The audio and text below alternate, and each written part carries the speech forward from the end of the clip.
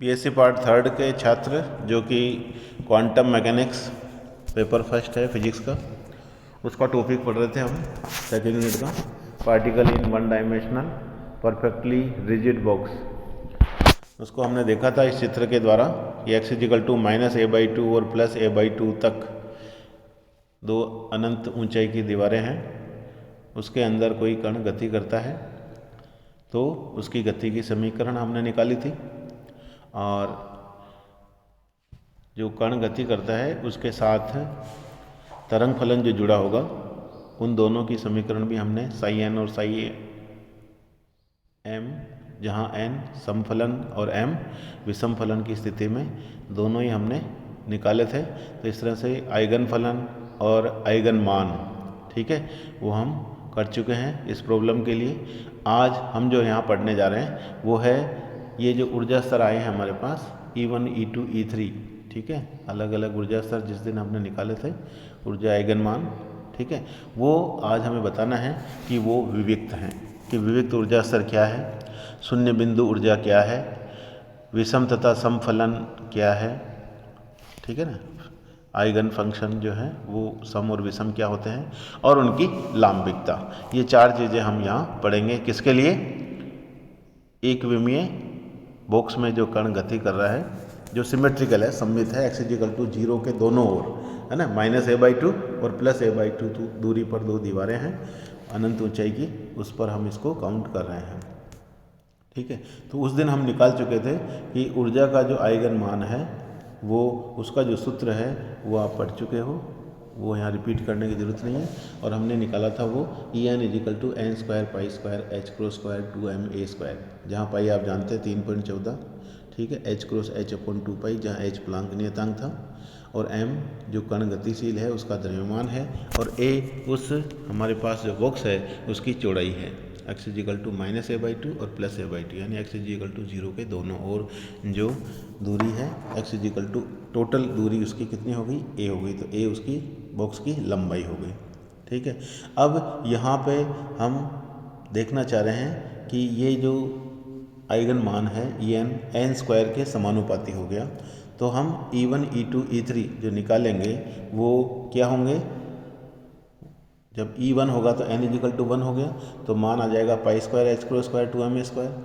E2 निकालेंगे हम तो उसमें क्या आ जाएगा? यहाँ पे जब n की जगह 2 करेंगे तो ये 4π² हो जाएगा, और हम जब 3 करेंगे तो ये 9 हो जाएगा। तो इस तरह से E1, E2, E3 के अनुपात निकालें तो वो क्या आने चाहिए? वो क्लियर है कि उनके मान 1, 4, 9 के अनुपात में होंगे, ठीक है। तो हम कह सकते हैं कि ऊर्जा स्तर क्या है? विविक्त हैं। तो समीकरण 10 से हमें यहाँ साफ दिख रहा है कि कण की गति को विभव बॉक्स में सीमित कर देने से कण की ऊर्जा के स्वैच्छिक मान नहीं रह पाते, बल्कि ऐसी अवस्था में कण के तरंग फलनों पर लगने वाले परिसीमा प्रतिबंध के कारण ऊर्जा के कुछ विशिष्ट मान, जिन्हें आइगन मान कहते हैं, वही संभव होते हैं। और ये आइगन मान कण के द्रव्यमान m, बॉक्स के आकार a तथा क्वांटम n पर निर्भर करते हैं। तो विभव बॉक्स में जो कण की ऊर्जा है, इसके अनुसार विभव बॉक्स में कण की ऊर्जा En को हमने En is equal to n² π² h×² 2ma² जो लिखा है वो बता रही है कि कण की ऊर्जा क्वांटीकृत होती है, अर्थात कण की ऊर्जा विविक्त होती है, डिस्क्रीट होती है, जैसा कि हमने चित्र 3 में देखा है ना। चित्र 3 उसमें जो आप ग्राफ देखें पीछे था, मैं वापस बता दूं आपको, इधर E लेंगे तो ये 1 है, इसका 4 गुना ही होगा, और फिर ये 9 गुना, तो E2, E3 इस तरह से 1, 4 और 9 इस लेवल पे y एक्सिस पे ले लें, और यहाँ पे हम साई का मान ले लें। तो इस तरह से ऊर्जा के आइगन मान हम बता सकते हैं वो किस तरह से n पर निर्भर करते हैं और वो विविक्त होते हैं। फिर आता है 0 पॉइंट एनर्जी, शून्य बिंदु ऊर्जा। कण की गति को विभव बॉक्स में सीमित कर देने से एक निष्कर्ष यह भी निकलता है कि बॉक्स में कण की ऊर्जा शून्य नहीं हो सकती, अर्थात कण स्थिर अवस्था में नहीं रह सकता है। तो विभव बॉक्स में कण की जो न्यूनतम ऊर्जा है, यानी n इजिकल टू 1 करेंगे तो वो हो जाएगी π² h×² 2ma², और इसी को हम शून्य बिंदु ऊर्जा कहते हैं। न्यूनतम ऊर्जा को हम 0 पॉइंट एनर्जी, शून्य बिंदु ऊर्जा कहते हैं तथा इस ऊर्जा के संगत अवस्था को हम मूल अवस्था कहते हैं। मूल अवस्था की परिभाषा पहले भी मैं बता चुका हूँ, हैं। किसी भी कण या पिंड की जो न्यूनतम ऊर्जा अवस्था होती है उसको हम मूल अवस्था कहते हैं। ग्राउंड स्टेट उससे कम ऊर्जा नहीं हो सकती है और इसको ही शून्य बिंदु ऊर्जा कहते हैं। तो ऊर्जा का क्वांटीकृत या विभक्त रूप तथा शून्य बिंदु ऊर्जा मान क्वांटम यांत्रिकी का एक विशिष्ट परिणाम है जिसे चिरसम्मत सिद्धांतों से प्राप्त नहीं किया जा सकता। अब देखेंगे अपन विषम तथा समफलन, odd and even eigen function. Eigen फलनों का विषम तथा समफलनों में विभाजन सममित विभव की विशेषता होती है और व्यापक रूप से यह कह सकते हैं कि श्रोडिंगर समीकरण के हल इस प्रकार प्राप्त किए जा सकते हैं कि किसी आइगन मान के संगत आइगन फलन या तो सम होंगे या विषम होते हैं। ठीक है, पीछे हमने देखा था कि psi n minus x equal to psi n x आता है तो वो समफलन है और psi n minus x equal to minus psi n x आता है तो वो विषम फलन है। तो ये आप पढ़ चुके हो, लेकिन परिभाषा एग्जाम में आती है तो आपको इस तरह से लिखनी है। अब देखेंगे अपन आइगन फलनों की लांबिकता। एक विमीय पूर्णतः दृढ़ बॉक्स जो हमारे पास सममित विभव है उसमें कण के तरंग फलन परस्पर लांबिक होते हैं, ये हमें सिद्ध करना है। और मान लिया एक अवस्था में साई एम है तरंग फलन और दूसरे में साई एम है और m not equal to n है, तो हमें लांबिकता जो प्रतिबंध है वो इस समीकरण के द्वारा सिद्ध करना है और इसका मान समाकलन लेंगे माइनस इनफिनिटी से इन्फिनिटी तक, psi m star psi n 0 आ जाता है तो वो लांबिकता सिद्ध हो जाएगी। तो इसे सिद्ध करने के लिए एक विमीय पूर्णतः दृढ़ बॉक्स जो हमारे पास है उसके अंदर तलंग फलन के जो मान है वो हम इस तरह से लेंगे। जब विषम है तो उसको साई एन कह दिया, ठीक है, एन इजिकल टू 1, 3, 5 और विषम है, ठीक है, उसमें हम देख रहे हैं कोस आ रहा है और जब सम होगा तो उसमें साइन आएगा।